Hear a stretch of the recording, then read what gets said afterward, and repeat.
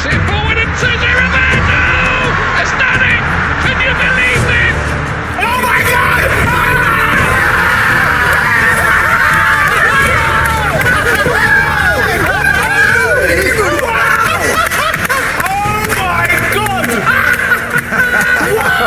Well, what about that? Mildly embarrassing for four old blokes, former footballers, but something else. I was just texting my sons actually on one of those joint chats because they're all massive Barca fans saying, please, and then it happened. It was a magical moment. Barcelona have come back and for one of the most phenomenal comebacks I think that we've ever seen in any football game anywhere. Well, if you look through that squad of players, they've all achieved some great things with club and country. World Cup winners, Champions League winners multiple times. But I'm sure this game will be up there with one of the best they've ever played in terms of the feeling about turning a result around. Yeah. There's so much that went into this performance in terms of drive, determination, mentality, fitness to press the way they did. I mean, it was just it had a bag of emotions in that game, all different. It was just... That was just in this studio as well. I suppose we have to say as well, I mean, you have to feel a little bit for Paris Saint-Germain, for that to happen to them. You don't. I mean... Yeah, well, I mean... okay, although we didn't look like we did, particularly. You do a little bit because, listen, they were sensational in the first leg of this game, but it's all about Barcelona now. They absolutely suffocated them. For the first 60 minutes, it was non-stop for the PSG players. They were under a barrage of suffocation. Tactical cages around every single player. They were winning the ball back in the 6-yard box, the 18-yard box. It was incredible. They had a little bit of a breather with the goal, with the Cavani goal. But then towards the end, it was on again, pressing right from the front. It was incredible to watch. It was around 75 minutes, you felt flat, they've given up. Yeah. They've given up. And I think everybody felt like that, the players and the fans and everyone. But that little spark of life, that Neymar free kick, and then all of a sudden, it went again. But you know what as well, is Paris Saint-Germain had two chances. They had one-on-ones. Di Maria and Cavani had two one-on-ones to totally end this game. And they'll be ruining them chances. Yeah, they were. Let's remind ourselves of what happened in the second half. We knew it was 2-0 at half-time. Just after half-time, penalty decision, which there was some confusion for a while. Yeah, but it's a stonewall. This ball from Iniesta is just teasing the fullback. It's just the way he waits. Just waits for it. The movement from Neymar and the understanding and then the timing of that all in one. The defender just said, my legs have gone, he's got to go over. A definite penalty. I don't know what the referee's waiting for. He's in a great position. Well, he's going to check, isn't he, with the extra official there. That ball from Iniesta was just... very few people can play those type of balls. They're seeing a picture, not half a second before. It's like a full second before what it's going to turn out like. Beautiful penalty. Struck sweetly. Yeah, he hit his last one like that, didn't he? He arrowed it into the same corner. It's a bit more in the corner, the last one, but at that power they go in, don't they? And then, of course, 3-0, we're thinking if it gets to 4-0, it could go to extra time, anything could happen, and then I suppose they were always open to a counter-attack. Yeah. And Cavani, lethal again. I think we all expected Paris Saint-Germain to score. Not this way, really, but it was a great run. Bad defending from Rakitic, and Cavani has been doing this all season with an unbelievable finish. And at this moment, you think the game's over. You think the game's dead and buried. This Barcelona team have put everything into the first half of the game, and then all of a sudden this happens and you think it's game over. Do you think Michael is perhaps one of those instinctive strikers? He seems, when he's got a lot of time, he tends to sometimes miss, but on those occasions, bang. That's right. We spoke about him before the game, and he's a player. Rio's mentioned a couple of chances. He's had a one-on-one. He hit the post in the first half, a lovely darting run again, and that again was an instinctive run. So he gets chances every game because of his movement, but he does miss a lot of chances. But as you say, that instinctive, when it comes to you, you don't have time to think about it, and certain strikers score a lot of goals that way. Well, we all thought that was it. We all thought that away goal thing had killed another game, but on this occasion, it certainly hadn't.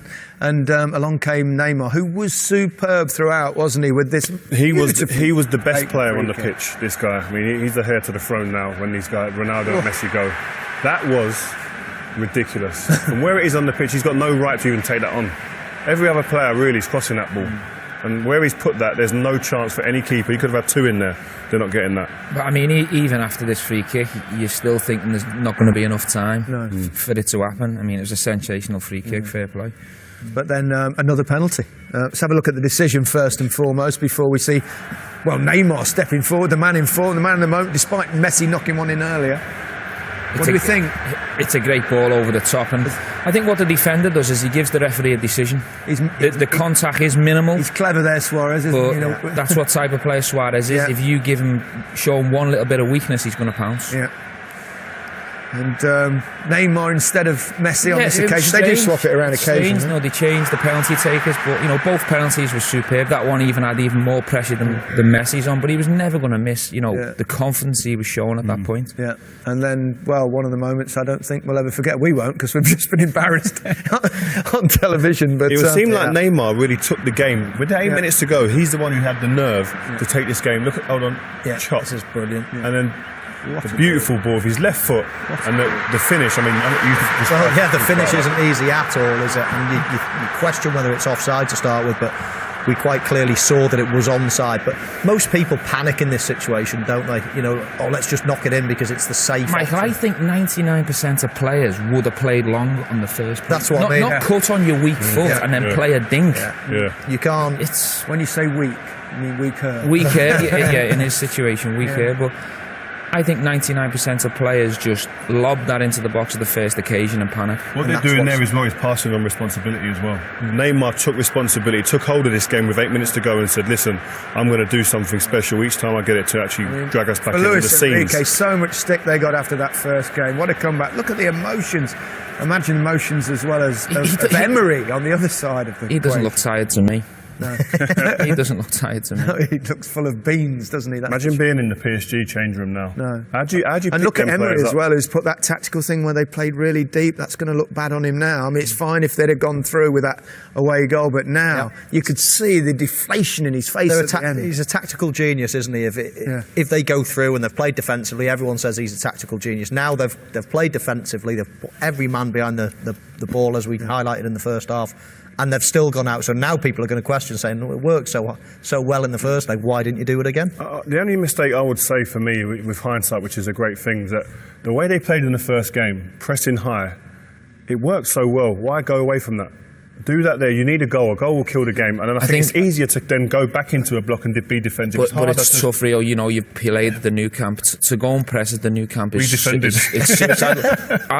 I've done that on 2 or 3 occasions in the team block, but how I felt they went wrong over the 90 minutes is they never played long once. No. They kept trying to play out and they kept catching them. They were trying to play in little triangles and it invited the press on and Barcelona suffocated. But it is harder to actually go from a team that's in a block and say, we're going to be expansive again later in the game. They're not used to playing in the block. Yeah. So I think if you're on the front foot, it's easy to say, we get our goal then, or we almost get a goal, we're playing well, go back into a block. It's easier to shift that way than the other way for me. Yeah.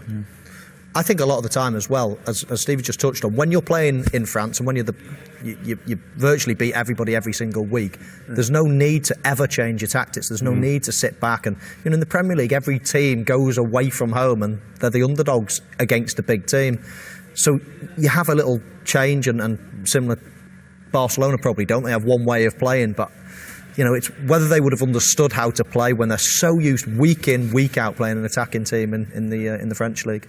Okay, thanks for now. We'll have more reaction very shortly on one of the greatest games I think we've ever seen. And Barcelona are through to the quarter-finals of the Champions League yet again after an astonishing comeback.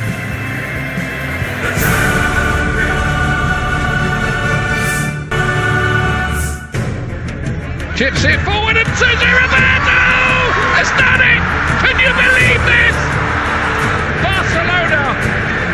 It was mission impossible, but it wasn't impossible. Not for them. They pulled off one of the greatest wins in European history. That's the game they'll still be talking about in 25 years' time. Even Tom Cruise wouldn't believe that was possible. It's been quite a night, and there's plenty more drama in store on Saturday. Join us for the first 2 quarter-final matches in the FA Cup as Middlesbrough take on Manchester City in the All-Premier League tie. Coverage starts at 11:45am on BT Sport 2 plus 4K UHD, followed by BT Score at 2:30pm.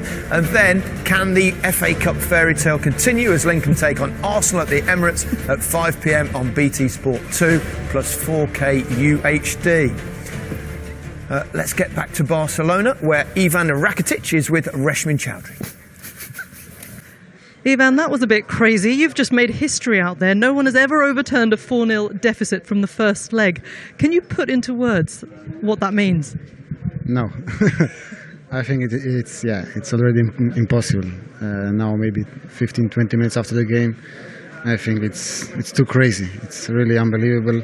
Really say thank you to this team, to these people all around the club, to these fans, to this stadium, just to say thank you.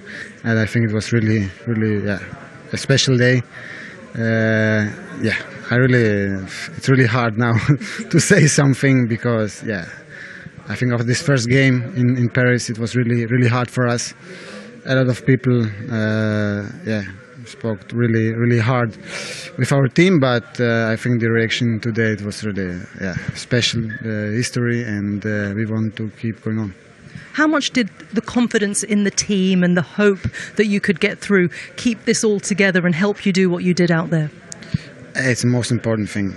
We have to believe. We have to. We know about the situation. It was really a hard result, 4-0 to lose in Paris, but it's football, and we saw it some weeks ago in the Super Bowl. So really, what is possible in different sports. So today again, I think really crazy just to say this is Barcelona. And I think at the moment we can say the best team in the world, and we want to keep going on our dream in the Champions League. Well, for every happy ending in team sport, there's a sad one for the other side, and that was certainly the case tonight for PSG.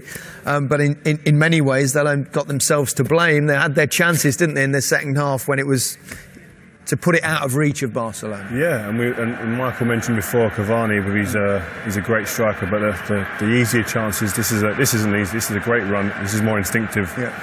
This is a difficult finish. Yeah. But the chance you see in a minute coming up that he has when he's got time to think, you'd like to think that he put that ball away and finished the game off. But here he goes here. Do you prefer them, Michael? That's just a dream for a right footer, because all you have to do is set it out, don't you, onto the post, and it curls in. And almost, you need to lift it as well from that angle. Just a tiny little lift, because the goalkeeper... This pass. This is Di Maria. Yeah, this was on a couple of occasions when PSG did actually break Barca's press, and that's a magnificent chance. He's got to try and get that off a little bit quicker. He's gone for that old dink. He's quite good at that dink, isn't he? That he looked like he was going for it. It just didn't happen for him. Yeah.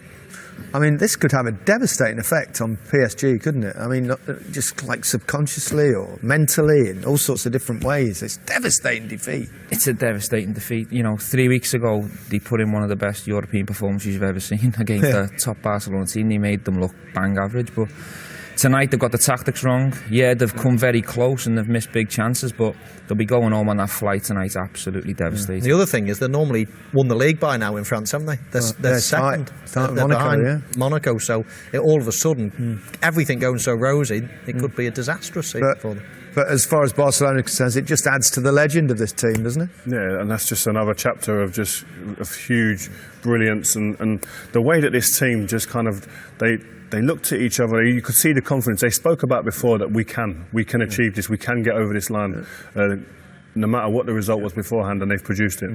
Nothing is impossible.